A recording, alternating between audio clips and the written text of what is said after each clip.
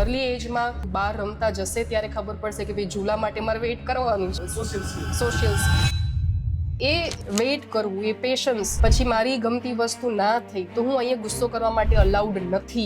સો anger management, self સેન્ટરની જગ્યાએ એમ્પથી four everyone. Okay, આની પાસે નથી તો હું મારી વસ્તુ પણ આપી શકું. એ વસ્તુ માટેનો પણ એક પ્લાન્ડ સિલેબસ એક પ્રી પ્રાઇમરી માટે બહુ જરૂરી, બહુ ઇમ્પોર્ટન્ટ છે. એટલે આ 2.5 યર્સથી 6 યર્સ માટે સોશિયલ ને ઇમોશનલ ડેવલપમેન્ટ માટે પણ એક પ્લાન્ટ પ્લસ જેમ કીધું એક પર્સનલાઇઝ સિલેબસ હોવો બહુ જરૂરી છે. અને એમાં સ્કૂલ ખરેખર બહુ મોટું કામ કરે છે ઘરના એટમોસ્ફિયર કરતા.